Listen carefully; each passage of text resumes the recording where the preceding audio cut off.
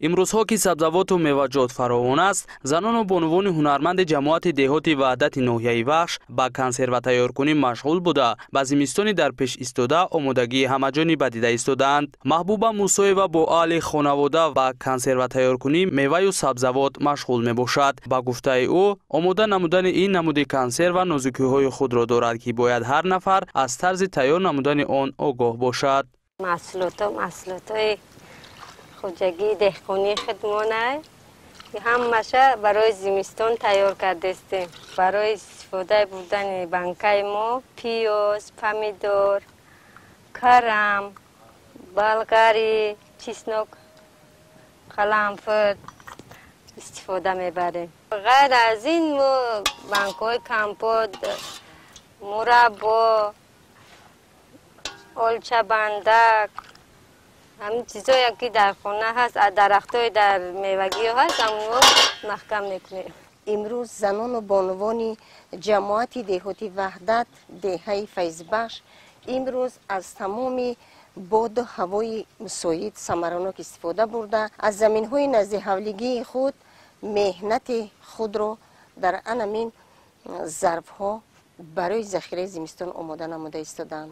محصولاتی که در زمین نزد حولگی ثمراناک استفاده بردن امروز با یک طبع بالیده با یک مهر و محبت نسبت به اویله و اویله‌داری علاقه آماده نموده ایستادند.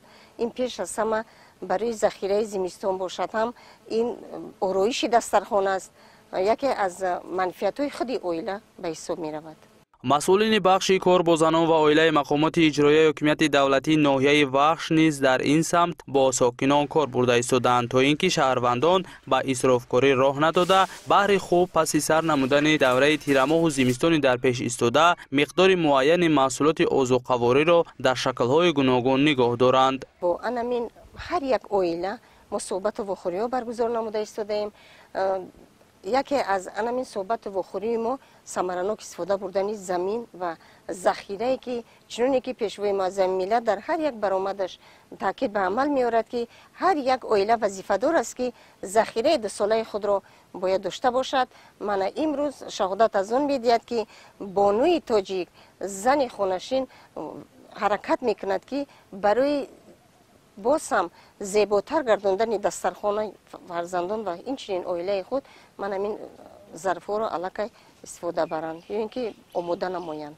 زمیره میرزوالیوا ساکن دهه فیضبخش جماعت نامبرده با ذخیره انواع زمستانه علاقه آماده گردیده است، زیرا او تا این دم در 200 ظرف شیشگین کنسرو و شربت و شیرینی ها آماده کرده است. با گفته این مادر باید همه بانوان پیش از همه سرشته کار باشند و در روزگارداری مسئولیت را احساس نمایند. او میگوید برای کنسرو کنی سبزوات و میوه‌جات قریب که از بازار خرید نمیکند. ما در قطعه زمین خودمون کشت پمیدور، کارتوشکا، موش، بودرینگ، برگل همین چیزا را کاریدیم، جمع‌آوری کردیم، بانکا محکم کردیم، ریختگیاش قاق کرده در بقلشکامون گرفتیم، برای زمستانمون جمع کردیم. بودرینگ، پمیدور، شفتالو، زردالو، سیب، نوک همش وارینی کردیم. نوشابه، خروش ها تیار کردیم، در بانکامون محکم کرده گرفتیم.